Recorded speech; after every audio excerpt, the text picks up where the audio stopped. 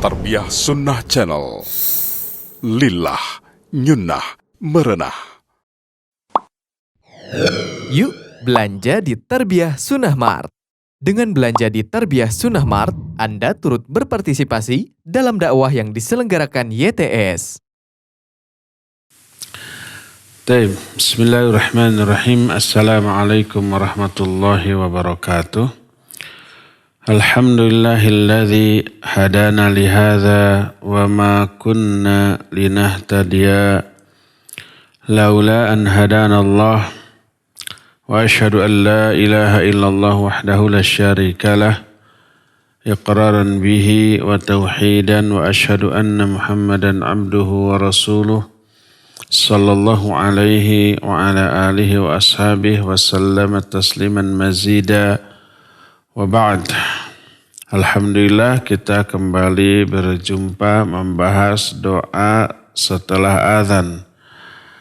Kemarin di hari Ahad yang lalu kita membahas menjawab azan. Sekarang kita bahas doa seusai azan. Disunahkan selesai mendengar azan untuk bersolawat terlebih dahulu kepada Nabi Sallallahu Alaihi Wasallam. Sebagaimana sabda Nabi Sallallahu Alaihi Wasallam dalam hadis yang diterima dari Abdullah bin Amr bin As radhiyallahu anhuma, dia mendengar Nabi Sallallahu Alaihi Wasallam bersabda, "Idza sami'tumul muadzina faqulu mithla ma yaqul thumma sallu alayya fa innahu man shalla alayya salatan sallallahu alaihi biha asyra." Rawahu Muslim. Kata Nabi SAW, apabila kalian mendengar azan, katakan oleh kalian seperti apa yang dikatakan oleh muadzin. Kemudian setelah selesai bersolawatlah kalian kepadaku. Maka sungguhnya siapa orang yang bersolawat kepadaku 1 kali, maka Allah akan bersolawat kepada dia 10 kali. Hadis ini sahih diriwayatkan oleh Imam Muslim dalam kitab Sahih Muslim. Hadisnya nomor 384. Ini adalah yang pertama. Seusai kita mendengar azan dan menjawab seluruh kalimat yang dikumandangkan oleh muadzin sampai la ilaha illallah, baru kita bersalawat terlebih dahulu. Adapun salawatnya seperti yang kita baca di dalam tasyahud, atau minimal dengan Allahumma sholli ala Muhammad wa ala ali Muhammad. Sampai di sana, dan bisa diteruskan dengan salawat yang kita baca dalam tasyahud sampai innaka hamidum majid. Siapa yang bersalawat kepada beliau 1 kali, maka Allah akan bersalawat kepada dia 10 kali. Jadi sesuai dengan ayat man jaa bil hasanah falahu asyru amsalihha. Siapa orang yang melakukan 1 kebaikan, bagi dia akan diberikan balasan 10 kali lipat. Kita bersalawat kepada Nabi SAW 1 kali, Allah balas dengan cara Allah bersalawat kepada orang itu 10 kali. Kita sudah sering membahas makna salawat Allahu Azza wa Jalla kepada hambanya, kepada manusia. Seperti perkataan Imam Abul Aliyah rahimahullah, salatullahi ala abdih thana'uhu alaihi indal malaikah. Salawat Allah kepada seorang hamba, maksudnya pujian Allah, sanjungan Allah kepada orang itu di hadapan para malaikat yang ada di sekelilingnya. Allah menyebut nama orang tersebut di hadapan malaikat-malaikat yang ada di seputar arsy. Dan ini merupakan sebuah keutamaan karena dipuji oleh Raja di Raja, Raja semesta alam, penguasa dan pengatur seluruh kehidupan, yaitu Allah Subhanahu wa Ta'ala. Ya. Nah, ini yang pertama. Kedua, seusai sholawat barulah kita berdoa dengan doa yang disyariatkan oleh Nabi alaihi salatu wassalam. Seperti hadis yang diterima dari Jabir bin Abdullah radhiyallahu an secara marfu'.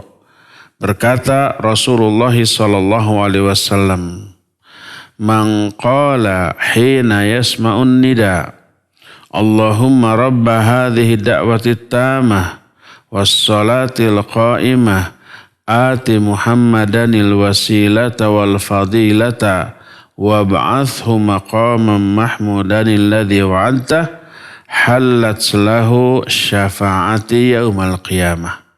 Rawahul Bukhari. Kata Nabi alaihi salatu wasallam, siapa orang yang berdoa seusai mendengar azan. Jadi setelah azan sholawat dulu, lalu setelah sholawat baca doa ini. Allahumma ya Allah Rabba hadhihi da'wati tamah, pemilik seruan yang sempurna ini, pemilik panggilan yang sempurna ini, wassalatil qa'imah, dan pemilik salat yang ditegakkan ini, Ati Muhammadanil wasilata wal fadilah, berikan kepada Muhammad sallallahu alaihi wasallam wasilah dan fadilah. Wab'athhu maqaman mahmudanil ladzi wa'adta, dan angkatlah beliau ke satu posisi yang terpuji seperti yang telah engkau janjikan kepadanya. Nah, siapa orang yang berdoa demikian seusai azan, seusai sholawat, maka kata Nabi alaihi salatu wassalam, halat lahu syafa'ati, halallah bagi orang itu syafaatku. Inilah doa yang harus kita baca seusai mendengar azan, bersolawat, lalu membaca doa ini. Adapun doa-doa atau lafaz-lafaz tambahan yang sering kita dengar dibaca oleh kaum muslimin, atau umpamanya sering kita dengar di TV seusai menyetel kumandang azan maghrib biasanya, lalu dibacakan doa seusai azan, tapi sholawatnya tidak, dan doanya ada lafaz-lafaz tambahan. Di antara lafaz tambahan itu adalah innaka la tukhliful mi'ad. Di akhir doa ini setelah wab'athhu maqaman mahmudan alladzi wa'adta innaka la tukhliful mi'ad. Arti dari innaka la tukhliful mi'ad, sesungguhnya engkau tidak pernah menyalahi janjimu. Tambahan ini ada di dalam hadis riwayat Imam Al-Baihaqi, ada juga dalam riwayat Al-Qusmihani, tapi riwayat ini disebut dengan sebutan syadz. Syadz itu artinya nyeleneh. Dan hadis yang ada tambahannya ini adalah hadis yang cacat, hadis yang lemah, riwayat yang tidak kuat, seperti yang dikemukakan oleh Imam Ibnu Abi Hatim, oleh Imam Abu Hatim dalam kitab Al-Ilal, juga Imam Ibnu Rajab Al-Hambali dalam kitab Syarah Ilal Tirmidzi. Imam Bukhari dalam hadis yang sahih, dalam sahih beliau dari Jabir radhiyallahu an, hanya menyatakan sampai wab'athhu maqaman mahmudan alladzi wa'adta, sampai sana tanpa ada tambahan innaka la tukhliful mi'ad.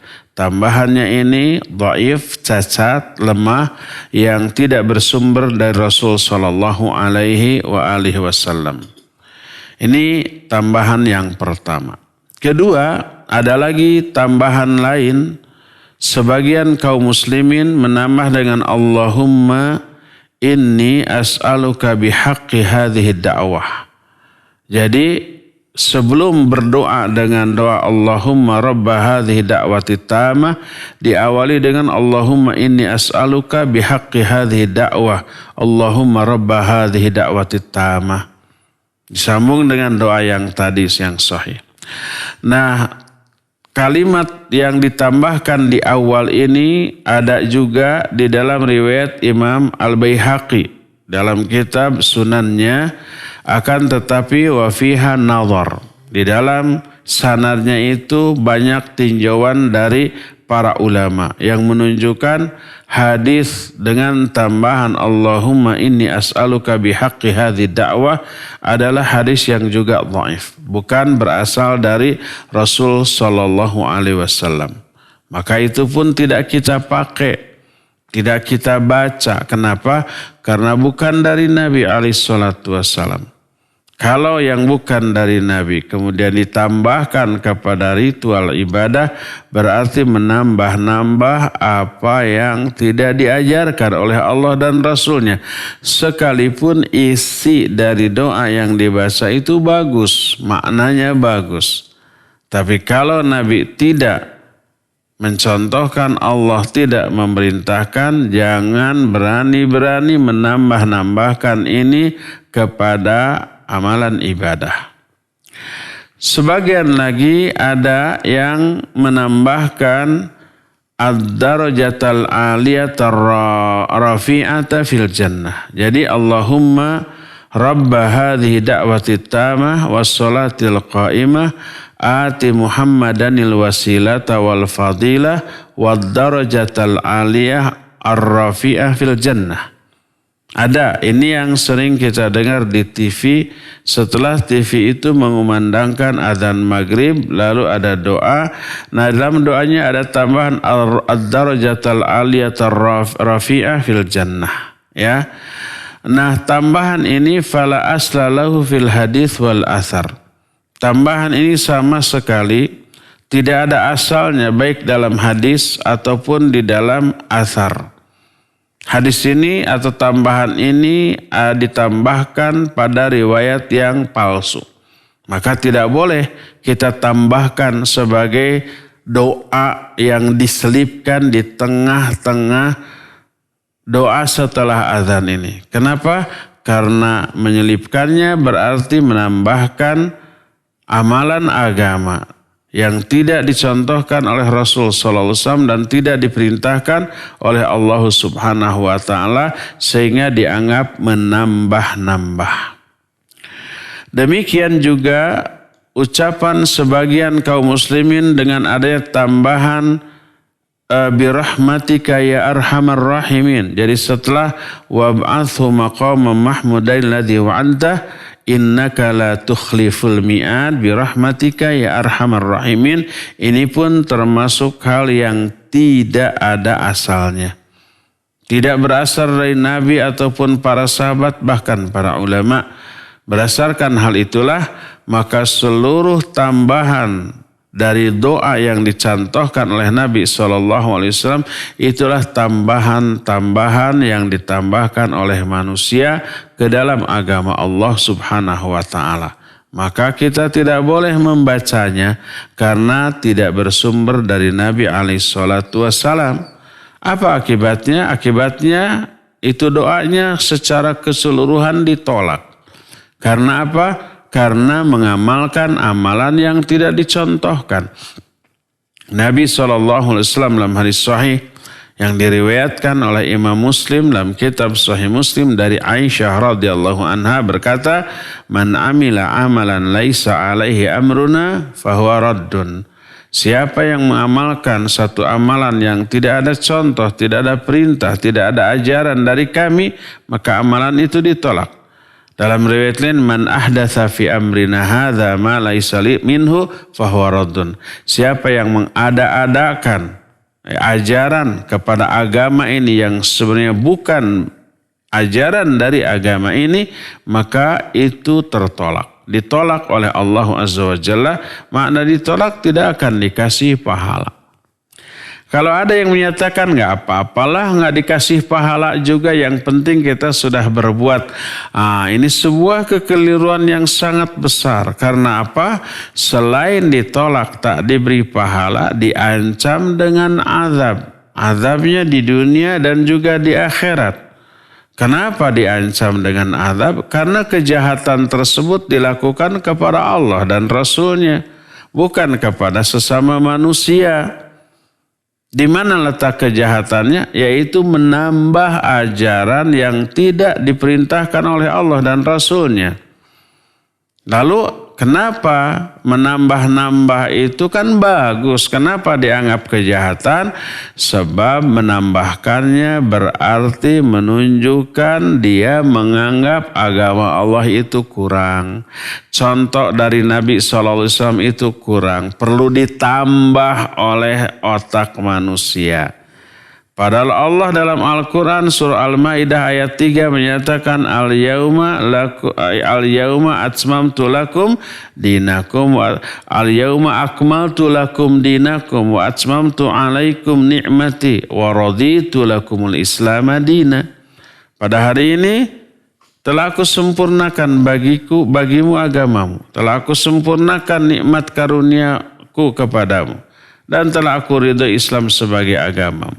Jadi sudah sempurna, maknanya tidak perlu ada tambahan. Tidak boleh ada tambahan, dikurang atau bahkan apalagi dirubah. Berkata Rasul SAW, ma min khairin illa qad bayyantu ilaikum. Tidak ada satupun kebaikan kecuali aku telah ajarkan kepada kalian. Aku telah sampaikan, aku telah jelaskan. Maka seluruh kebaikan sudah dijelaskan oleh Nabi SAW. Perlu lagi ada tambahan-tambahan. Apalagi dalam ritual ibadah kepada Allah Subhanahu wa ta'ala. Jadi hendaklah kita mencukupkan dengan apa yang dicontohkan. Allah berfirman dalam Al-Quran, فَلْيَهْذَرِ الَّذِينَ يُخَالِفُونَ عَنْ أَمْرِهِ أَنْ تُصِيبَهُمْ fitnatun aw yusibahum adzabun alim. Hendaklah takut orang-orang yang menyimpang dari tuntunan Nabi ini, takut bahwa mereka akan ditimpa fitnah atau ditimpa azab yang sangat pedih. Ini ancaman Allah Subhanahu wa taala. Kepada siapa? Kepada orang yang dalam melaksanakan agama menyimpang dari contoh Nabi SAW. Dalam surah An-Nur ayat ke-64. Dalam hadis sahih riwayat Imam Bukhari, Nabi SAW bersabda, Iyyakum wa muhdatsatil umur fa inna kulla muhdatsatin bid'ah wa kulla bid'atin dhalalah wa kulla dhalalatin finnar. Kata Nabi SAW, jauhi oleh kalian amalan-amalan baru dalam agama. Maksud muhdatsat yang baru itu artinya di zaman Nabi-nya tidak ada, kita ada-adakan sekarang. Seperti lafaz-lafaz tambahan terhadap doa seusai azan. Di zaman Nabi para sahabatnya tidak ada, kita tambah-tambahkan. Itu disebut muhdatsatil umur. Fa inna kulla muhdatsatin bid'ah. Karena setiap ada tambahan dalam perkara agama. Dalam perkara agama ya, bukan dalam perkara dunia. Setiap tambahan dalam perkara agama adalah bid'ah. Setiap bid'ah sesat. Setiap sesat neraka. Kebid'ahan ini yang tidak boleh ditambahkan hanya dalam perkara agama.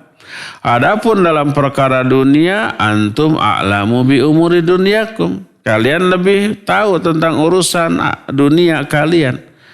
Maka perkara dunia boleh adanya TV, adanya internet, adanya kamera, adanya radio, itu perkara dunianya. Bukan sesuatu yang dihukumi bid'ah karena bukan perkara agama. Di luar perkara agama boleh. Jangan sampai orang kebablasan. Kalian membidah-bidahkan orang lain, kalian sendiri berbuat bidah, dakwah dengan TV, dakwah dengan radio, dengan internet, pakai HP. Di zaman Nabi nggak ada bidah tuh. Itu orang nggak paham makna bidah. Kalau kalian mau sunnah sesuai dengan sunnah Rasul SAW, nanti naik haji pakai onta, jangan pakai pesawat karena pesawat bidah. Itu orang nggak paham tentang urusan agama, tapi ngomong gitu. Jadi kelihatan tidak berilmunya orang itu, ya. Jadi orang yang menambah-nambahkan perkara agama tanpa contoh, ya, selain ditolak juga diazab. Jangankan kita manusia biasa, Nabi Muhammad SAW oleh Allah diancam berani nambah-nambah ajaran tanpa wahyu dari Allah, hanya bersumber dari fikiran atau perasaannya saja, maka oleh Allah akan dibunuh seketika itu juga dengan cara diputus tuh urat lehernya. Itu Nabi Muhammad SAW sebagaimana yang Allah jelaskan dalam Al-Quran. Dalam surah Al-Haqqah ayat 44 sampai 48. Walau taqawwala alaina ba'dal aqawil la akhadna minhu bil yamin. Thumma laqata'na minhul watin. Fama minkum min ahadin anhu hajizin. Seandainya dia Muhammad SAW mengada-ada, ngarang-ngarang sebagian perkataan atas nama kami, atas nama Allah, padahal Allah tidak menyuruh, ya, dia mengada-ada, maka akan kami pegang dia dengan tangan kanan kami, kemudian kami akan putuskan urat lehernya seketika itu juga. Fama minkum min ahadin anhu hajizin, tak ada seorang pun di antara kalian yang bisa menyelamatkan dia dari pemutusan urat leher tersebut. Tuh Nabi SAW diancam. Kalau nambah-nambah wahyu yang tidak Allah instruksikan, itu ancamannya. Apalagi kita, maka tidak boleh menambah-nambah sekalipun isi tambahannya baik. Karena pasti kita hanya akan menambahkan sesuatu yang baik kepada agama ini. Baik menurut kita, tapi tidak baik menurut Allah Subhanahu wa ta'ala. Ya. Berdasarkan hal itulah cukupkan diri kita dengan doa yang dicontohkan oleh Nabi SAW.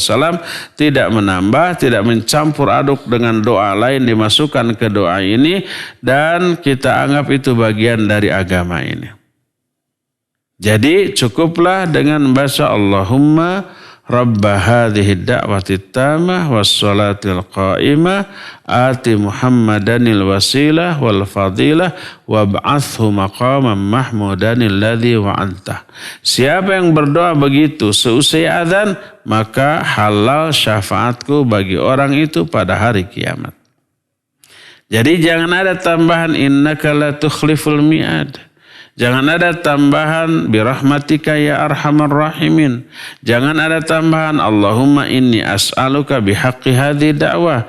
Jangan ada tambahan wad darajatal aliyatar rafi'ata fil jannah.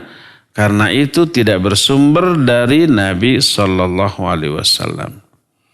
Ini yang kedua setelah azan. Yang pertamanya sholawat kepada Nabi SAW. Yang keduanya adalah berdoa dengan doa yang dicontohkan.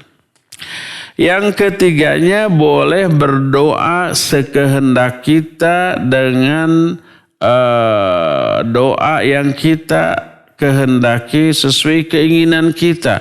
Boleh juga dengan bahasa apapun yang kita inginkan. Jadi setelah sholawat lalu berdoa dengan doa Allahumma rabba hadhi da'wati tamah sampai akhirnya tadi, lalu boleh kita berdoa secara bebas. Karena itu adalah doa yang didengar, dikabul oleh Allah Azza wa Jalla. Berdasarkan banyak hadis, di antaranya hadis dari Abdullah bin Amr radhiyallahu anhuma, bahwa kata dia anna rajulan qala ya Rasulullah innal muadzinina yafdulunana. Ada seseorang yang bertanya kepada Nabi SAW, wahai Rasulullah, sesungguhnya para muadzin ini memiliki kelebihan dibanding kita yang tidak azan. Beberapa pertemuan yang lalu kita sudah membahas keutamaan muadzinnya. Muadzin itu nanti akan dimuliakan di akhirat dengan cara dipanjangkan lehernya. Muadzin itu dosa-dosanya diampuni, ya. Dan banyak lagi sudah kita bahas. Makanya ada seorang sahabat, ya Rasulullah innal muadzinina yafdhulunana. Wahai Rasulullah, para muadzin itu memiliki kelebihan di samping kita. Kalau kita kelebihannya apa tuh? Keuntungan yang kita peroleh yang tidak adzan. Apa kata Nabi alaihi salatu wassalam? Qul kama yaqulun fa idzan tahaita fasal tu'thah. Kata beliau, ucapkan olehmu seperti apa yang diucapkan oleh para muadzin, dan setelah kamu selesai maka mintalah kamu kepada Allah, Allah akan berikan permintaanmu. Hadis ini diriwayatkan oleh Imam Abu Dawud dan disahihkan oleh Imam Ibnu Hibban dan Imam Imam Ibnu Sunni memasukkan juga hadis ini ke dalam kitab yang berjudul Amalul Yaumi wal Lailah dan yang lain-lain yang menunjukkan hadis ini ma'ruf di kalangan para ulama. Hadis ini diriwayatkan oleh Imam Abu Daud dalam kitab Sunan Abu Daud, hadisnya nomor 524 dengan sanad yang sahih. Ini yang pertama. Yang kedua, riwayat yang kedua diterima dari Sahal bin Sa'ad bahwa Rasul sallallahu alaihi wasallam bersabda, "Thintani la turaddani au qallama turaddani." Ada dua perkara atau dua doa yang tidak akan ditolak atau sedikit kemungkinan ditolak. Dua doa nih yang tidak akan ditolak. Kita perhatikan dan kita manfaatkan. Apa saja kedua doa ini? Yang pertama, ad-du'a indan nida wa indal ba's. Yulhimu ba'duhum ba'dha. Pertama adalah doa seusai azan. Yang kedua, doa ketika ba's. Ba's ini adalah kondisi yang sangat membuat kita menderita, baik di tengah musibah, di tengah cobaan, atau perang. Ini yang pertama. Dan inilah yang lebih ditekankan oleh para ulama, sebab ada yulhimu ba'duhum ba'd. Mereka itu saling memenggal satu sama lain di medan perang tersebut. Jadi medan perang itu medan yang sangat menakutkan, ya. Zaman dahulu melihat musuh begitu banyak gitu, garang-garang, senjatanya lengkap gitu, ada panah, ada tombak, ada pedang, ada macam-macam gitu ya. Kemudian pas perangnya berkecamuk, mendengar jeritan, kesakitan, jeritan, gertakan, darah muncrat dan seterusnya, mayat bergelimpangan, ya. Kalau zaman sekarang lebih mengerikan lagi. Ada kobaran api, ada ledakan, ya. Ada desingan peluru, ada desingan peluru kendal, ciut gitu ya. Kita bingung, itu mengarahnya kemana itu? Lari ke sana takut pas jatuh di sana. Diam di sini takut pas jatuhnya di sini. Jadi kita melihat orang-orang yang ada di medan perang itu berada dalam kepanikan. Itu yang disebut dengan ba's. Berdoa di saat itu adalah doa yang dikabulkan, nyaris tidak akan ditolak. Ini dua momen doa yang tidak akan ditolak atau nyaris tidak ditolak. Pertama seusai azan, yang kedua ketika di tengah perang, termasuk ketika kita berada di tengah penderitaan, mencekam umpamanya ya. Nah, seperti yang kita alami sekarang. Sekarang kelihatan nggak ada dentuman, nggak ada desingan peluru, nggak ada teriakan musuh gitu ya. Tapi begitu mencekam karena musuhnya tidak kelihatan, berupa apa? Virus ya. Tapi tidak bisa diremehkan karena bisa mengancam nyawa. Kalau umpamanya sesuatu yang mematikannya itu berupa singa gitu, mengerikan atuh. Baru mendengar menggeramnya singa saja gitu, tuur kita ini sudah nyorot shot. Tuur tuh ini nih, apa namanya? Apa tuur tuh? Dengkul, lutut sudah gemeter gitu ya. Karena tahu dia akan menerkam kita, berisiko kepada kematian. Nah, wabah juga sama seperti itu. Kalau umpamanya ada singa di jalan-jalan, berani nggak kita keluar? Nggak berani. Kalau ada singa di masjid, berani nggak kita ke masjid sekalipun untuk sholat? Nggak berani. Takut? Ya takut. Takut ini syirik nggak? Enggak, ini takut tabii. Ya, tidak syirik. Termasuk takut kepada orang yang jelas-jelas jahat atau diduga jahat, lalu takut bukan syirik. Itu tabii. Para nabi juga seperti itu. Para nabi termasuk Nabi Ibrahim yang tidak takut akan apapun. Tapi beliau ketika ada tamu tak diundang, tak dikenal, disuguhi, nggak dimakan, ada rasa takut. Faqarrabahu ilaihim faqala ala ta'kulun fa'aujasa minhum khifah. Qalu la takhaf wa basyaruhu bi ghulamin alim. Jadi ketika disuguhi makanan yang enak tidak disentuh. Kata Nabi Ibrahim, kenapa kalian enggak makan? Fa'aujasa minhum khifah, muncul rasa takut dalam hati Ibrahim kepada tamu-tamu itu. Oh, syirik dong Nabi Ibrahim? Tidak, karena ini takut tabii. Khauf tabii boleh. Seperti takut kepada binatang buas ya. Takut terhadap ular, takut terhadap singa, takut terhadap wabah. Takut terhadap wabah sama dengan takut kepada singa bukan tanda kemunafikan, bukan.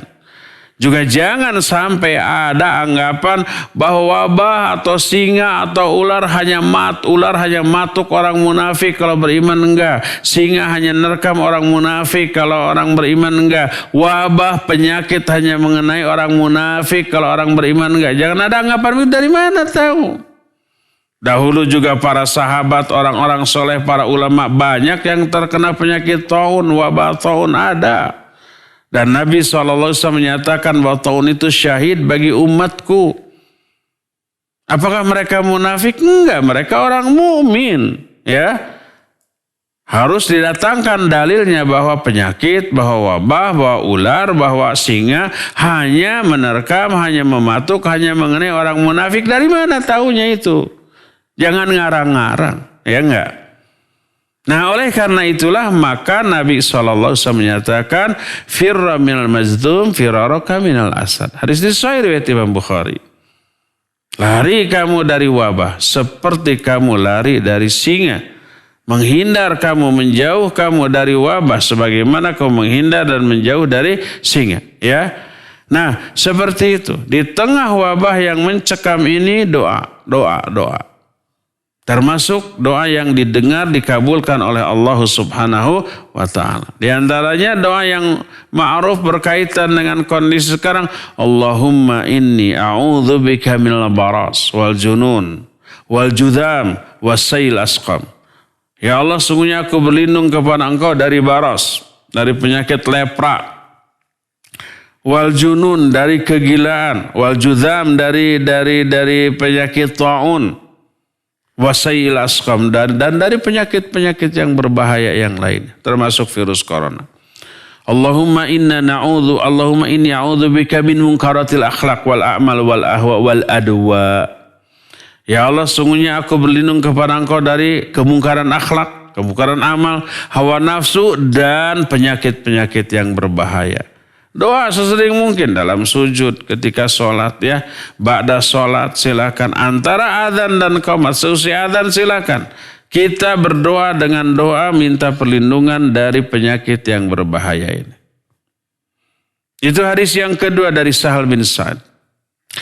Hadis ketiga dari Anas bin Malik radhiyallahu an berkata, Rasulullah sallallahu alaihi wasallam ad-du'a la yuraddu bainal adzan wal iqamah.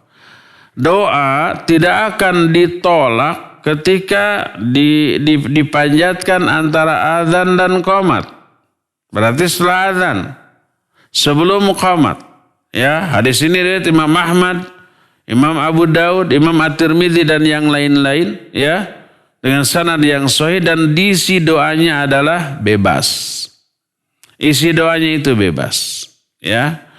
Berdasarkan hal itulah maka seusai kita mendengar azan ada 3 yang harus kita lakukan. Pertama, bersolawat kepada Nabi SAW. Kedua, membaca Allahumma rabba hadhihi da'wati tamah sampai kalimat yang terakhir, yaitu wab'athu maqaman mahmudan alladhi wa'antah, sampai sana. Yang ketiga, silakan berdoa secara bebas. Dengan bahasa apapun, bahasa Sunda mangga, ya, bahasa Jawa monggo, ya, bahasa Inggris please, ya, go ahead. Bahasa Indonesia silakan. Bahasa apapun yang kita bisa. Dengan bahasa Arab, oh ini afdol, ya. Bisa diambil dari Al-Quran, bisa diambil dari hadis. Atau dengan bahasa apapun selama isi doanya itu bagus. Ya, awas jangan dipakai dosa keburukan. Ya Allah, saya benci kepada si fulan, hancurkan si fulan. Itu ditolak. Ya, karena apa? Karena berbuat dosa atau memutuskan silaturahmi. Adapun hadis yang diterima dari Ummu Salamah radhiyallahu anha, berkata Ummu Salamah, "Allamani Rasul sallallahu alaihi wasallam an aqula inna adzanil maghrib." Bahwa Nabi sallallahu alaihi wasallam mengajari kepadaku doa seusai adzan maghrib. Ada khusus seusai adzan maghrib, Allahumma inna hadza iqbalu lailik wa idbaru naharik wa aswatu du'aik faghfirli. Ya Allah, sesungguhnya hadza iqbalu laik, ini adalah permulaan malammu. Karena pada maghrib kan. Wa idbaron naharik, dan ini adalah penghujung dari hari siangmu. Wa aswatu du'aik, dan inilah suara seruanmu. Faghfirli, maka ampuni aku. Dan ini khusus dibaca setelah adzan maghrib, tapi hadis ini dhaif. Karena apa? Hadis ini riwayat Imam Abu Daud fihi majahil. Di dalam sanadnya banyak rawi-rawi yang majhul. Majhul itu yang tidak dikenal namanya, nasabnya, otomatis sifatnya, karakternya, apa dipercaya apa tidak. Dan kalau ada satu rawi yang majhul dalam satu sanad hadis, ini sudah dhaif, apalagi dengan banyak yang majhul. Maka kita tidak disyariatkan ketika mendengar azan maghrib untuk berdoa dengan doa yang barusan. Mau azan maghrib, azan subuh, azan zuhur, asar, itu sama, tidak ada perbedaan doa, ya. Tetap doanya dengan doa Allahumma rabba hadhihi da'wati tamah dan seterusnya. Termasuk ada doa lain yang banyak dibaca oleh kaum muslimin. Karena apa? Karena memang didasarkan kepada salah satu hadis. Hadis ini diriwayatkan oleh Imam Ahmad dari Jabir bahwa Nabi SAW bersabda, "Idza thuwiba bis shalah futihat abwabus sama wastujibad du'a." Apabila dikomatkan untuk sholat, dibukakan pintu-pintu langit dan diijabah seluruh doa setelah qomat nih. Maka apa efek dari adanya hadis ini? Orang seusai qomat sebelum takbiratul ihram banyak berdoa, dan ini sebuah kekeliruan. Hadisnya ada, tapi hadis ini dhaif karena dalam sanadnya ada seorang rawi namanya Ibnu Lahiyah. Dia ini tidak bisa dijadikan sebagai hujjah. Maka setelah menjelaskan kedhaifan hadis ini, para ulama berkata, wala yusra'u ba'dal iqamah wa qabla shalah du'aun wala dzikrun bal yanshaghilu bima warad kas-siwaq wa taswiyatis sufuf wa amma ma akhrajahu al-hakim fi hadis Sa'al bin Sa'id marfu'an bil lafz sa'atan la turaddu ala da'in da'watuhu hina tuqamus shalah wa fis saf fala yasihhu.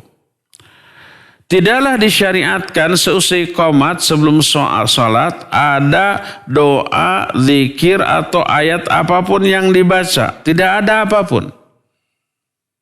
Ada umpamanya orang, baik imam ataupun makmum seusai qomat sebelum takbiratul ihram, ada yang ta'awudz dulu, ada yang baca surat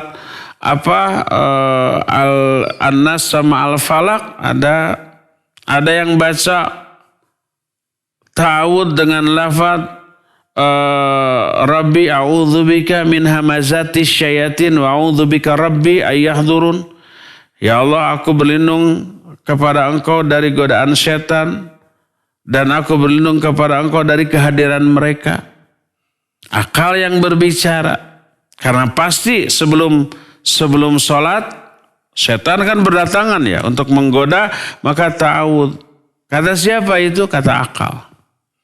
Adapun kata wahyu, contoh dari Nabi dan para sahabat, tidak. Apakah sebelum salat seusai qomat Nabi SAW ta'awudz? Tidak diriwayatkan. Apakah sebelum salat seusai qomat Nabi SAW membaca Qul a'udzu birabbil falaq dan Qul a'udzu birabbin nas? Tidak. Itu wahyu. Dan agama ini wahyu, bukan akal. Akal berbicara, bukankah kata Nabi SAW ketika dikumandangkan azan setan apa? Lari. Dan itu hadisnya sahih. Setelah selesai azan datang lagi. Ketika dikomatkan lagi apa? Lari lagi. Selesai komat datang lagi untuk menggoda. Makanya otak mengatakan ta'awudz di sana. Itu kata otak. Dia membangun agamanya berdasarkan ra'yu, bukan berdasarkan wahyu. Adapun wahyu tidak. Nabi SAW tidak mengajarkan dan tidak mengamalkan sebelum sholat membaca Qul a'udzu birabbil falaq, Qul a'udzu birabbin nas atau ta'awudz atau membaca zikir tertentu. Tidak. Makanya para ulama menyatakan wala yushra'u ba'dal iqamah wa qabla shalah du'aun wala dzikrun wala tilawatul ayat au surah minas suwar. Tidaklah disyariatkan sesuai qomat sebelum sholat berdoa dengan doa tertentu, zikir tertentu atau membaca ayat-ayat tertentu, ya, maka tidak, ya. Adapun hadis yang diriwayatkan oleh Imam Al-Hakim dari Sahal bin Sa'ad secara marfu yang menyatakan sa'atan la turaddu ala da'in da'watuhu hina tuqamus shalah wa fis shaf. Ada 2 saat. Ada 2 waktu. Doa setiap orang yang berdoa di 2 waktu itu tidak akan ditolak. Yaitu pertama ketika dikumandangkan qomat. Yang kedua ketika sudah berbaris di shaf. Hadis ini tidaklah sahih, bahkan tidak ada rawi dan tidak ada sanadnya. La aslalahu. Hadis ini palsu. Ya. Berdasarkan hal itulah maka tidak ada doa apapun, zikir apapun seusai melakukan qomat sebelum sholat, ya. Yang dilakukan oleh imam memerintahkan untuk meluruskan shaf, merapatkan shaf dengan mengatakan sawu sufufakum fa inna taswiyatus sufuf min tamamis shalah. Luruskan dan rapatkan karena lurus dan rapatnya shaf bagian dari kesempurnaan sholat. Atau dengan bahasa yang maknanya seperti istau wa'tadilu wastaqimu wala takhtalifu wasuddul khalal, yang seperti itu, ya. Luruskan, rapatkan, jangan bengkok-bengkok, wasuddul khalal, isi tempat-tempat yang kosong, ya. Terus adukan antara bahu dengan bahu, mata kaki dengan mata kaki, ya. Sampai sahabat Nabi SAW ketika merintahkan begitu, para sahabat menyatakan dari Jabir, ra'aitu yulziku ka'bahu biqa'bi sahibi wa mankibahu mankibi sahibihi. Ya, jadi aku melihat mereka itu merapatkan bahu dengan bahu, mata kaki dengan mata kaki. Itulah amalan para sahabat dengan pengawasan dari Nabi SAW. Jangan ada yang membantah, itu kan amalan sahabat, ya, bukan amalan Nabi. Ya iya, dan Nabi mah tidak pernah jadi makmum itu, ya. Mau rapat dengan siapa? Beliau sendirian di depan. Kedua, amalan sahabat itu atas perintah Nabi SAW, di bawah pengawasan Nabi SAW. Ya. Ketiga, andai Nabi tidak tahu, dan mustahil tidak tahu, pasti tahu, ya. Kalau itu amalan seluruh sahabat, minimal mayoritas sahabat itu jauh lebih layak untuk diikuti daripada omongan siapapun. Jangan sampai ada orang yang berkata, apalagi orang itu statusnya ustadz, kalau sholat saf itu jangan terlalu rapat. Karena Nabi menyatakan kalau renggang nanti setan nyelip-nyelip, biarkan setan ikut sholat. Ada yang ngomong begitu? Ada. Ya. Kenapa demikian? Ya karena cara berpikirnya terbalik. Dia pikir kalau soft renggang, setan tuh nyelip di soft yang kosong, dia pikir setan akan ikut sholat. Husnudzon kepada setan, suudzon kepada Nabi dan kaum muslimin. Ya setan nyelip-nyelip itu bukan untuk ikut sholat, tapi pasti untuk apa? Untuk mengganggu. Kata Nabi suruh rapatkan, kata orang itu jangan rapat. Biarkan setan ikut sholat nyelip-nyelip di antara saf-saf yang renggang. Cara mikirnya kok terbalik. Ya. Oleh karena itulah maka yang dilakukan oleh imam meluruskan dan merapatkan saf. Demikian juga makmum mengikuti instruksi imam. Tidak ada doa tertentu, zikir tertentu, bacaan ayat ataupun hadis tertentu, tidak termasuk tidak ada ta'awud. Sebelum melakukan sholat, seusai mengumandangkan iqamah. Ya. Inilah beberapa penjelasan tentang doa ba'da azan. Ya. Kita belum membahas dua hal. Pertama tafsiran. Makna yang lebih mendalam dari doa Allahumma rabba hadhihi da'wati tamah wassalatil qaimah sampai akhir. Belum. Dan itu akan kita bahas insyaallah ya, karena penting isinya difahami secara benar. Dan itu pemahaman kita tentang isi doa itu memberi efek kepada jiwa kita, bahkan termasuk kepada salat yang akan kita dirikan seusai mendengar azan dan berdoa seperti itu. Nanti kita akan bahas tafsiran dari doa azan. Kedua, faidah yang kita bisa ambil dari hadis ini. Faidahnya atau pelajaran yang bisa kita ambil begitu banyak dari hadis ini. Ya, kita tidak bisa jelaskan sekarang karena terbatasnya waktu. Insya Allah kita akan lanjut kajian ini di hari Ahad yang akan datang. Untuk pagi ini cukup sampai di sini saja dan kita masih punya sisa waktu untuk bertanya jawab.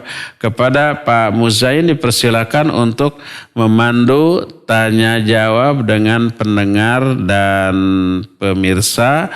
Dipersilakan kepada pemirsa ataupun kepada pendengar untuk mengajukan pertanyaan baik melalui telepon ataupun melalui WA, melalui SMS atau sejenisnya ya, dipersilakan.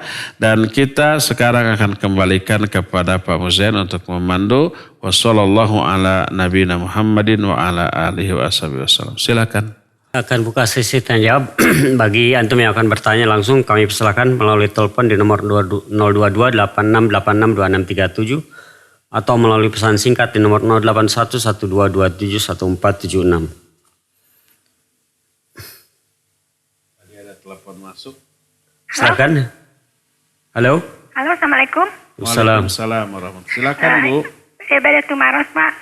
Abdi di Pakai bahasa Indonesia Bu ya. Oh iya, saya Ibu Ani dari Riung Bandung mau tanya Pak. Saya kan di rumah dengar adzan di masjid-masjid itu banyak gitu yang kedengaran, ada yang dahulu, ada yang tengah-tengah, ada yang terakhir. Saya jawabnya yang mana gitu ya? Apa semuanya dijawab Pak? Iya. Makasih. Assalamualaikum warahmatullahi wabarakatuh. Waalaikumsalam warahmatullahi wabarakatuh. Ibu Ani di mana tadi teh? Riung Bandung. Di Riung Bandung di Buah Batu ya. Ya ini pernah kita bahas di pertemuan yang lalu. Bagaimana kalau kita mendengar banyak azan di banyak masjid? Karena masjid di kita berdekatan. Kadang satu RW ada 2, ada 3. Ya. Mana yang harus kita jawab? Ya, kalau kita mampu menjawab semuanya, jawab. Semampu mungkin. Fattaqullaha mastata'tum. Ya. Karena walaupun bersamaan tapi pasti tidak di detik yang sama. Mungkin masjid ini lebih dahulu beberapa detik, masjid ini setelah 3, 4, 5 detik baru berkumandang. Itu bisa dijawab, ini bisa dijawab, yang lain juga bisa jawab semua kalau mampu. Kalau nggak mampu, jawab semampunya. Kalau ada 5 adzan yang kita bisa jawab hanya 3, jawablah 3 ya. Kalau hanya 2, jawablah 2. Semampu mungkin ya Bu ya. Demikian wallahu a'lam bishawab. Silakan lagi. Syukron Ustaz atas jawabannya. Kami silakan bagi antum yang akan bertanya, ada penelpon. Ya, Assalamualaikum. Waalaikumsalam warahmatullahi. Assalamualaikum. Waalaikumsalam warahmatullahi. Ini Pak Ustadz dengan Ibu Ina di Cimahi. Iya, Bu Ina Cimahi. Silakan. Iya, tadi Ustadz kan bilang katanya doa yang paling bagus dan tidak akan ditolak oleh Allah itu kan doa di antara azan dan qomat. Iya. Terus kan kalau kita kan muslimah ya Ustadz sholatnya di rumah itu kita dengar azan di masjid, terus kita patokannya qomat di masjid atau sebelum sholat kita kan qomat dulu ya Ustadz baru sholat. Patokannya qomat di masjid atau qomat yang kita lakukan sebelum kita sholat? Iya. Terus satu lagi Ustadz, Iya. tapi bersambung nggak? Ini kan kalau kita ini mau sholat lohor gitu kan, atau sholat subuh kan ada qoblanya. Itu doa itu yang tidak akan ditolak itu berarti kita sebelum melakukan sholat qobla dulu ya Ustadz atau sebelum sholat fardunya? Iya. Ya, itu aja Ustadz ya. Iya. Terima kasih. Assalamualaikum warahmatullahi wabarakatuh. Waalaikumsalam warahmatullahi wabarakatuh. Ya, Ibu Ina di Cimahi. Barakallahu fiik. Bagi wanita yang sholatnya di rumah, azannya berpatokan kepada azan di masjid terdekat yang kita dengar. Ya, adapun qomatnya adalah qomat yang kita kumandangkan untuk sholat kita. Kadang-kadang di masjid umpamanya sudah qomat ya, kita masih akan sholat qobla dulu. Sehingga qomat yang di masjid bukan untuk sholat si ibu yang di rumah tadi. Jadi patokannya adalah qomat untuk sholat pribadi kita ya.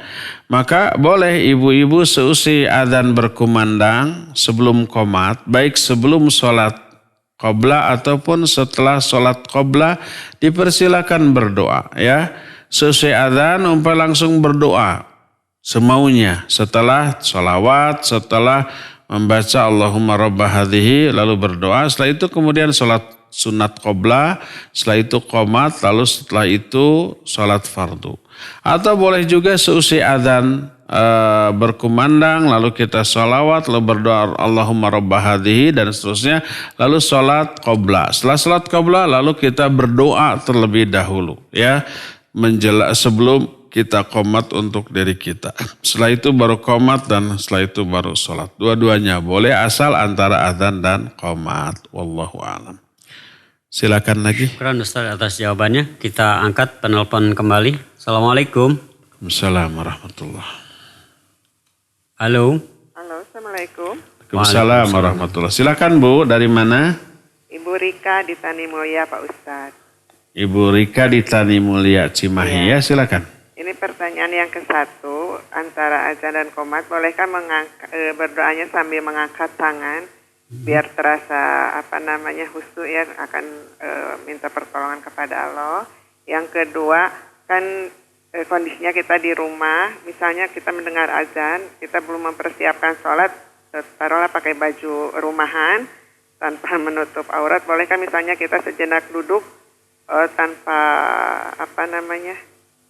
tanpa berkerudung atau bagaimana, hanya sekedar memakai baju rumahan untuk berdoa pada saat tersebut. Atur nuhun. Assalamualaikum warahmatullahi wabarakatuh. Waalaikumsalam warahmatullahi wabarakatuh. Iya, Ibu Rika di Mulyatani. Tanimulya Cimahi ya.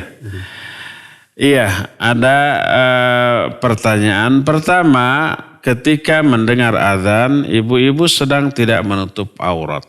Tidak pakai kerudung, tidak pakai jilbab karena ada di rumah ya, dan itu tidak dosa. Boleh enggak zikir berdoa dalam keadaan tidak menutup aurat? Boleh Bu ya. tidak diharuskan untuk menutup aurat ya. Termasuk ketika zikir ibu-ibu di rumah sambil masak, sambil nyapu, membaca subhanallah, alhamdulillah dan seterusnya. Menjawab salam, mengucapkan salam, bersin alhamdulillah atau orang lain bersin alhamdulillah, kita mendoakan yarhamukallah ya.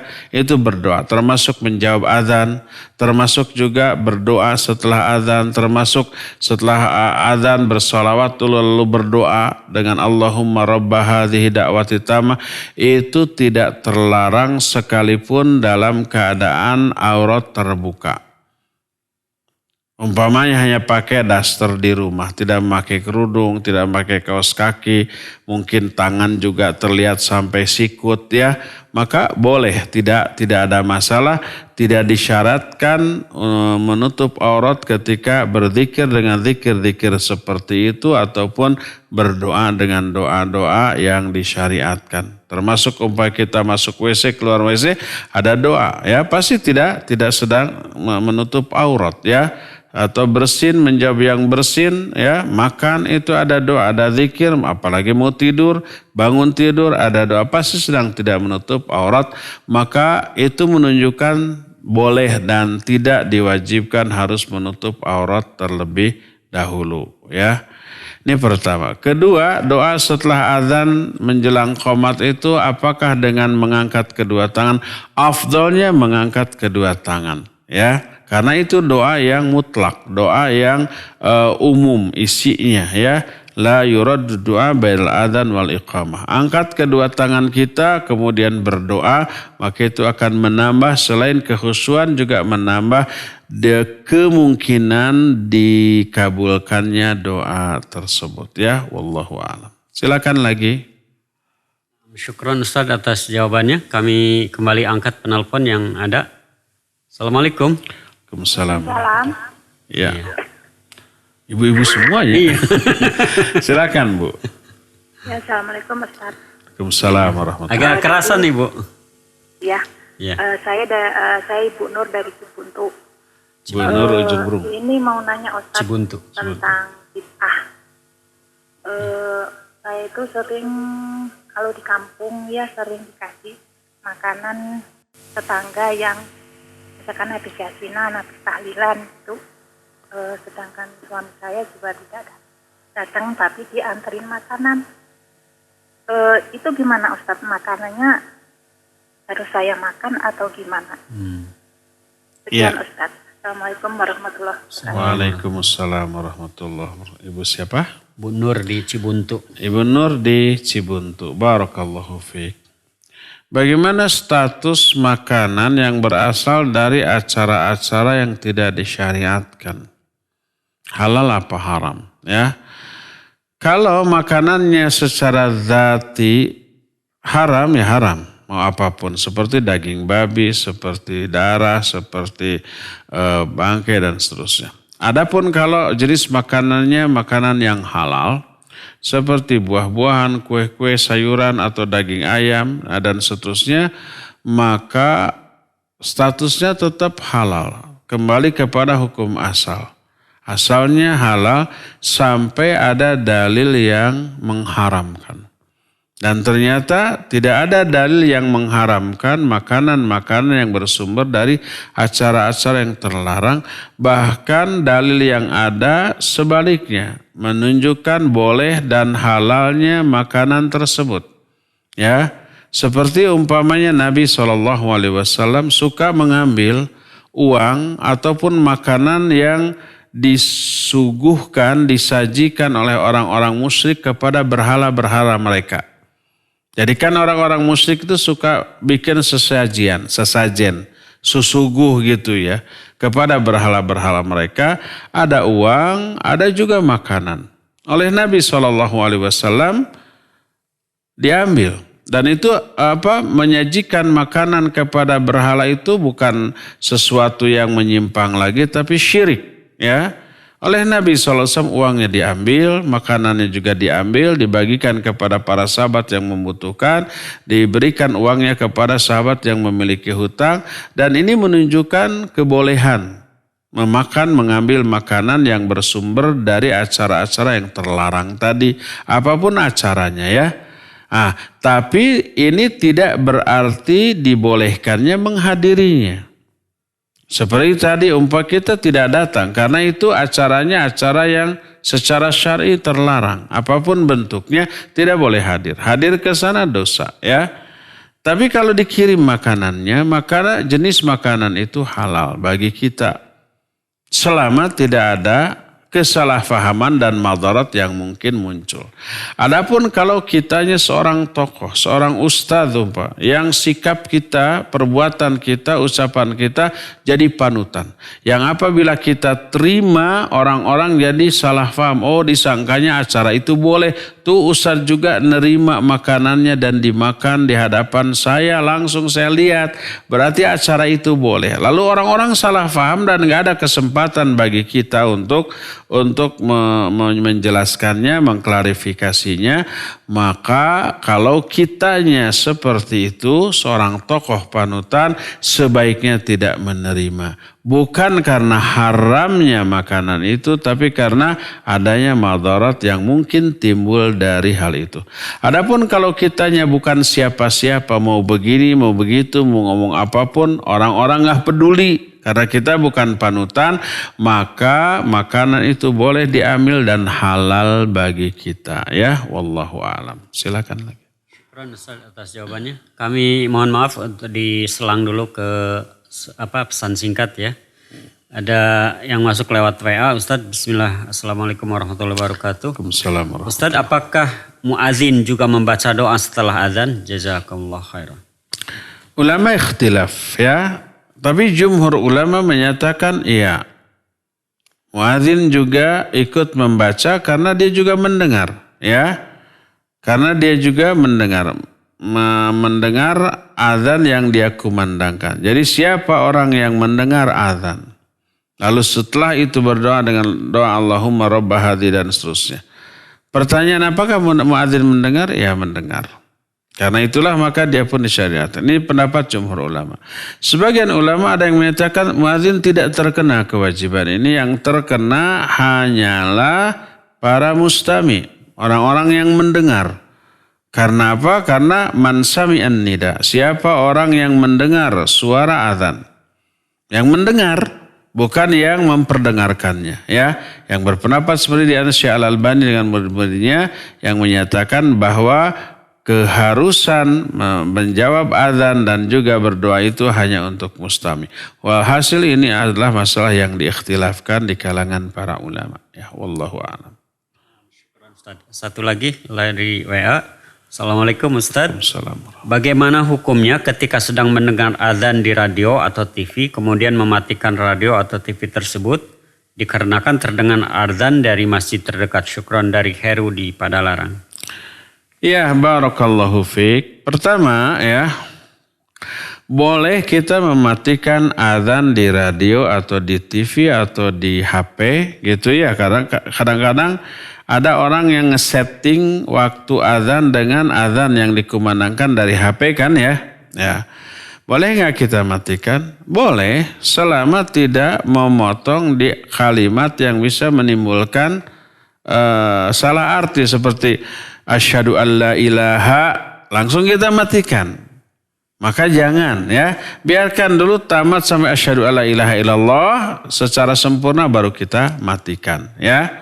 Kenapa? Pertama nih ya, pertama agar tidak mengganggu fokus kita kepada azan yang terdengar di masjid. Ya.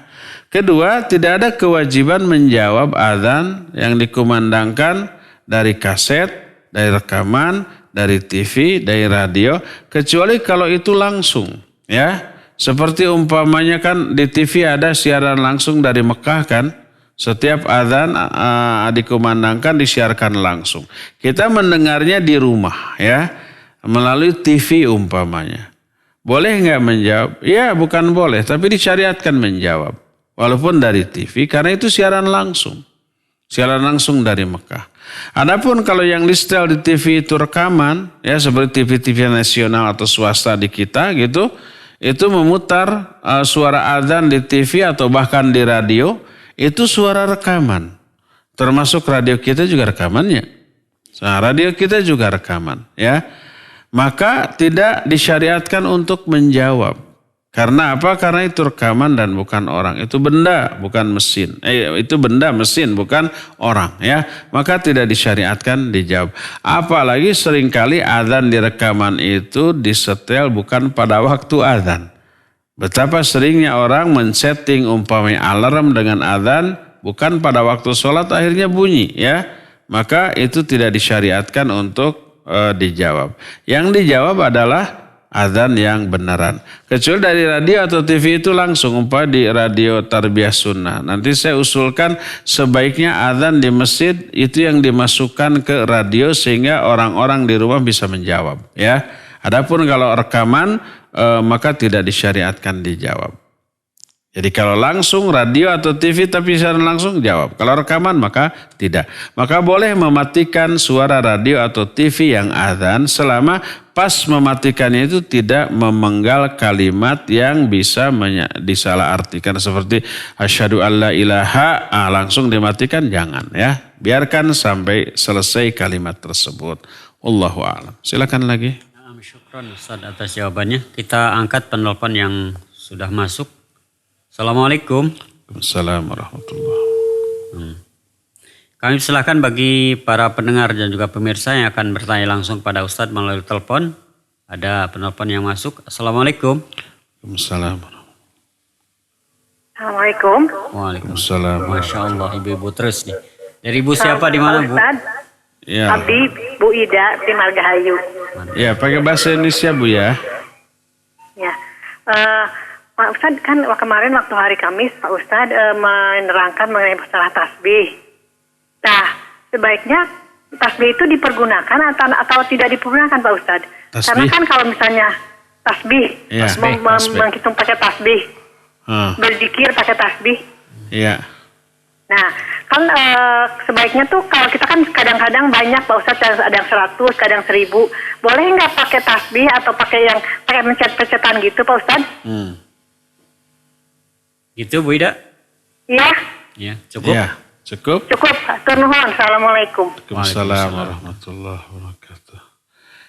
Ibu Ida di Margahayu. Barakallahu fiik. Tidak digunakan.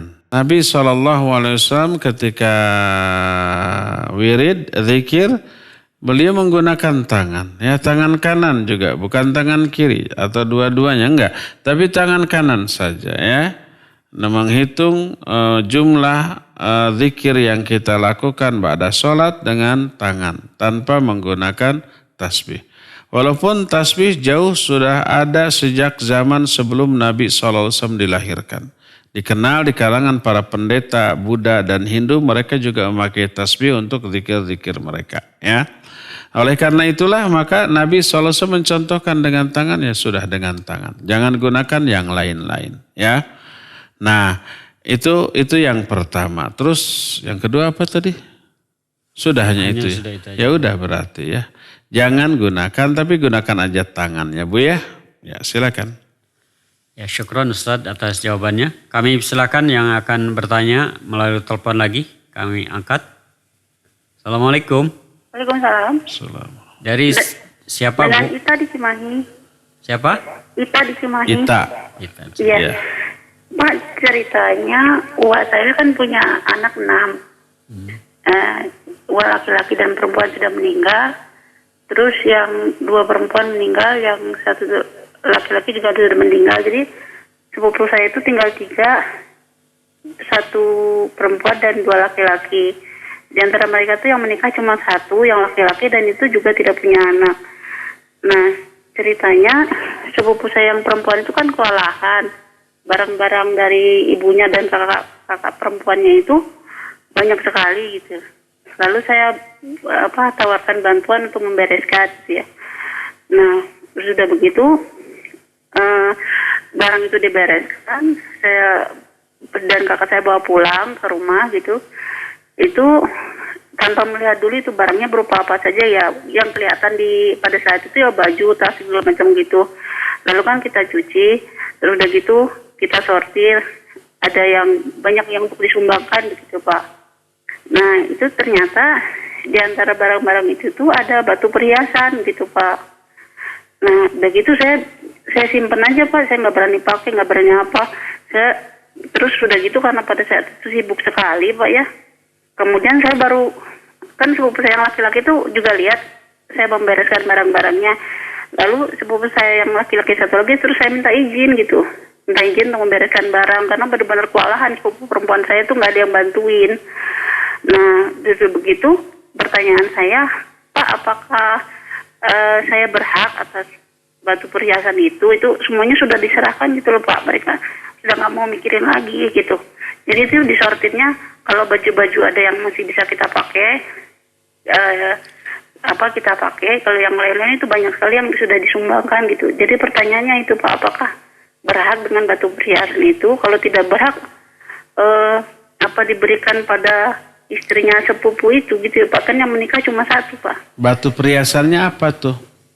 Mutiara gitu? Itu yang macam batu-batu dari Martapura itu loh Pak. Iya juga ada tas. Jadi istilahnya karena saya takut itu bukan haknya, ya saya simpan saja. Nanti kalau memang bukan hak saya, nanti saya kembalikan lagi begitu Pak. Iya. Ya, terima kasih Pak. Assalamualaikum warahmatullahi wabarakatuh. Waalaikumsalam warahmatullahi wabarakatuh. Iya Ibu Ita di Cimahi, barakallahu fiik. Iya. Ya ini rumit ya, sebab uaknya yang kedua-duanya sudah meninggal, punya anak 6, 3 meninggal gitu ya. Sekarang yang ada 3, yang 1 nggak punya anak, dan seterusnya, yang wanita 1.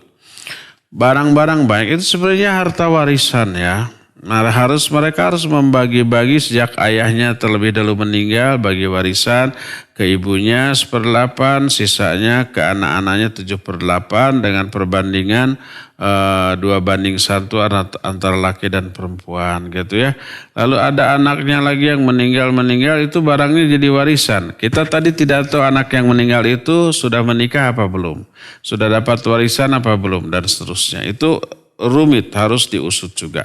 Nah sekarang kita fokus kepada kasus berupa barang-barang ini milik keluarga mereka, lalu tidak terpakai ya, lalu diberesin sama Ibu Ita tadi sebagai sepupunya oleh keluarga berarti itu milik keluarga mereka ya. Selama belum ada ungkapan hibah memberi kepada kita, berarti itu masih milik mereka. Kita hanya diperintahkan untuk nyusun, menyortir ya. Itu masih milik mereka. Apapun barangnya masih milik mereka, termasuk yang kita simpan, apalagi yang ada harganya, berupa perhiasan atau yang lain yang ada harga. Bilang kepada mereka, ini nih, ya barang ini yang berharga ini, yang kurang berharga ini. Mau diapakan? Kalau kata mereka ambil semua untuk kamu atau terserah untukmu, boleh, itu menjadi milik kita, berarti sudah ada ungkapan hibah. Tapi kalau umpamanya tidak ada, tolong bereskan ini barang-barang saya, maka itu masih milik dia. Kita hanya ditugaskan, diperintahkan untuk membereskannya ya. Mungkin ada upah di sana atau sukarela, terserah. Kecuali kalau umpamanya dia menyatakan, ini bereskan terserah kamu, mau diapakan, mau dijual, mau dibagikan, mau kamu miliki, terserah. Berarti sudah ada ungkapan hibah, silakan milik kita.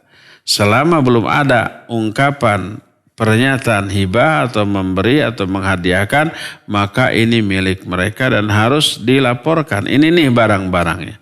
Kalau sudah dilaporkan, kata mereka siniin, udah kasih. Kalau ya terserah kamulah. Atau kamu jual bagi 2 uangnya, terserah. Itu tergantung kesepakatan setelahnya. Tapi yang jelas, bilanglah kepada mereka tentang barang-barang yang ada. Nanti putusannya terserah mereka ya. Boleh nggak kita minta? Boleh aja, ini untuk saya ya. Boleh saja ya. Kalau umpah dikasih ya alhamdulillah. Kalau enggak ya sabar, gimana lagi ya. Wallahu a'lam. Silakan lagi. Syukron Ustaz atas jawabannya. Kita angkat kembali penelpon yang sudah masuk. Assalamualaikum. Waalaikumsalam warahmatullahi. Ya Bu. Ya. Silakan Bu. Udah masuk teleponnya Bu. Assalamualaikum Assalamualaikum warahmatullahi wabarakatuh. Waalaikumsalam warahmatullahi wabarakatuh.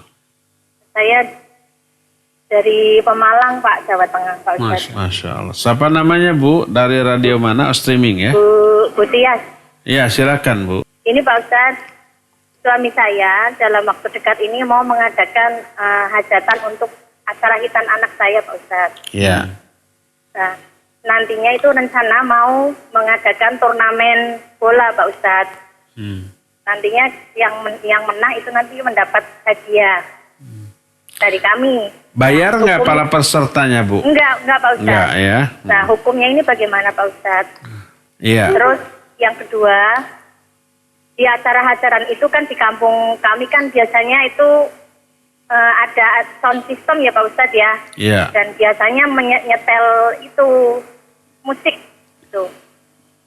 Nah, ini hukumnya bagaimana, Pak Ustaz? Iya. Cukup hanya itu yang saya tanyakan.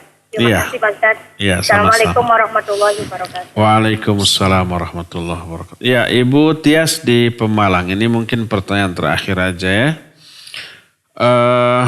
Iya, ada dua. Pertama, mengadakan turnamen dan memberi hadiah kepada juara atau pemenang. Yang kedua, hukum memutar lagu atau musik ya. Pertama, boleh nggak mengadakan turnamen? Tergantung turnamennya. Kalau turnamennya adalah sesuatu yang mubah, maka boleh menjadi mubah ya. Atau yang disunahkan menjadi bagus. Seperti umpamanya lomba memanah, lomba berkuda, lomba bermain senjata, pedang kayak gitu ya. Atau yang seperti itu lomba bela diri, hanya menunjukkan gerakan-gerakan siapa yang terbagus, siapa yang terkuat, lalu dia dianggap pemenang dan diberi hadiah ya. Jadi selama isi permainan tersebut adalah sesuatu yang mubah, maka boleh mubah selama pertama tidak dijadikan ajang judi. Kedua, para peserta turnamen itu tidak dipungut biaya.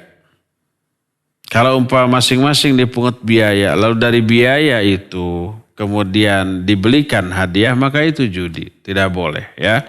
Umpamanya kita menyediakan hadiah, ingin memberi, tapi terbatas. Barang yang dihadiahkan hanya satu-satunya, yang inginnya banyak ya. Maka dengan cara apa? Diundi atau ada kompetisi tadi. Ada semacam perlombaan seperti itu ya. Kalau lomba-lomba yang bagus seperti lomba menghafal Al-Quran ya. Lomba umpamanya cepat tepat bahasa kita ya. Siapa yang bisa menjawab cerdas cermat. Pertanyaan saya 10 pertanyaan, maka akan dikasih hadiah ini, hadiah itu. Maka itu bagus, itu boleh ya. Nah sekarang pertandingan sepak bola.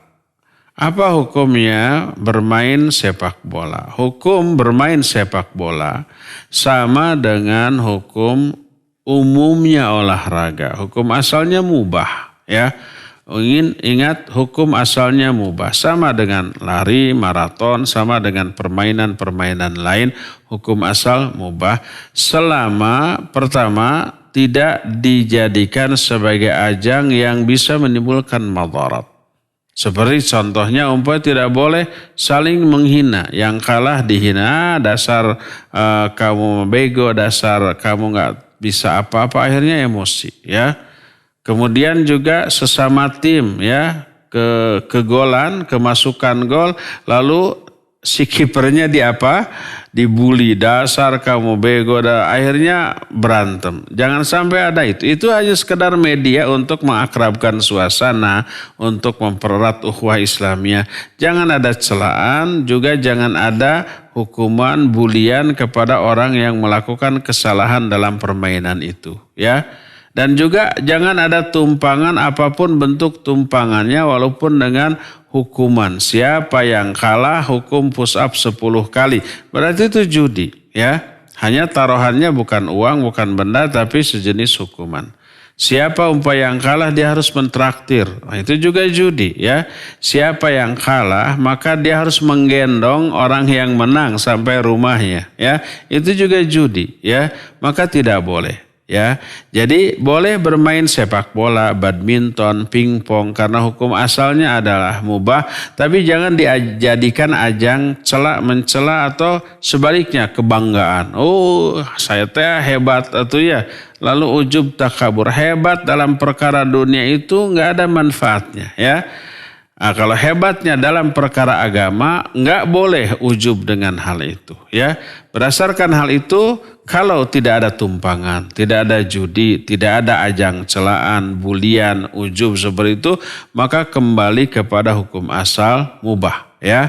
Jadi kalau mengadakan turnamen sepak bola dan bersih dari hal-hal tadi, maka boleh hukumnya. Boleh nggak memberi hadiah kepada pemenang? Boleh memberi hadiah kepada pemenang. Jadi panitianya itu pemberi hadiahnya dengan menekankan, ingat jangan ada celaan, jangan ada hinaan, jangan sampai ada berantem karena urusan seperti ini. Harus ditekankan. Begitu ada yang berantem sudah dieliminasi saja yang berantem tersebut baik orangnya ataupun timnya ya. Biar kapok bagi dia dan biar ada efek takut kepada grup-grup lainnya ya. Ini yang pertama. Kedua, boleh nggak memutar musik dan lagu? Nggak boleh ya. Kalau lagunya Islami gimana? Nggak ada lagu Islami ya. Karena apa? Karena hukum lagu dan musik itu sendiri hukum asalnya haram.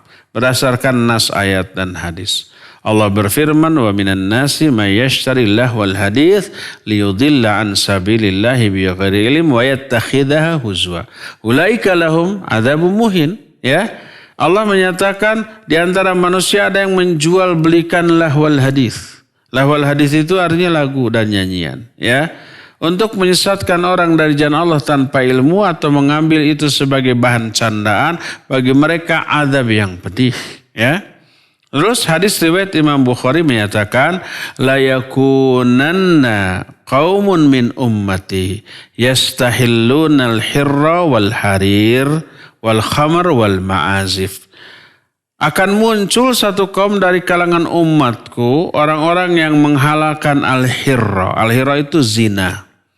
Al-harir, harir itu apa, baju yang mewah teh? Sutra. Wal khamar dan khamar. Khamar itu mabuk-mabukan. Wal ma'azif dan musik dan nyanyian. Nanti akan ada yang menghalalkan, menunjukkan itu haram. Dan makanya kalau ada orang yang sekarang menyatakan halal kok nggak apa-apa, musik dan lagu nyanyian, apalagi yang Islami liriknya bagus, kita nggak perlu bantah dengan dalil ini dan itu, cukup mengatakan benar. Sabda Rasul Sallallahu Alaihi Wasallam, di kalangan umatku nanti di akhir zaman akan ada orang yang menghalalkan musik dan nyanyian. Ya, nah sudah begitu saja. Ini buktinya nih, ya. Ini menunjukkan hukum asalnya haram. Nas ayatnya jelas, nas hadisnya juga jelas. Maka sesuatu yang haram tidak akan pernah boleh menjadi alat bagi kebaikan. Alat dakwah, alat ibadah, ibadah dengan cara yang diharamkan. Nggak bisa. Walaupun liriknya diganti dengan ayat Al-Quran, dengan hadis, dengan nasihat yang berharga, yang menyentuh. Maka media pokoknya aja udah haram, maka tidak boleh. Terlebih kalau umpama yang dinyanyikannya ayat Al-Quran kemudian dinyanyikan, maka itu istihza. Ya, istihza itu apa? Mengolok-olok kepada ayat-ayat Al-Quran yang agung. Berdasarkan hal itulah ayat Al-Quran, zikir tidak boleh dijadikan pendukung bagi kemaksiatan. Seperti orang ya mau melakukan dosa, bismillah dulu. Umpamanya ya mau melakukan nyopet, bismillahirrahmanirrahim. Begitu berhasil, alhamdulillah, lalu sujud syukur. Itu istihza. Istihza itu mengolok-olok terhadap zikir yang harusnya dipakai untuk kebaikan, ini dipakai untuk keburukan. Maka itu dosa besar dan dua kali. Pertama maksiatnya, yang kedua menerapkan ayat Allah, zikrullah untuk sebuah kemaksiatan. Maka itu tidak boleh ya. Wallahu a'lam bishawab. Ya, cukup sampai di sini, waktunya sudah habis. Insyaallah nanti kita akan jumpa kembali di hari Ahad yang akan datang.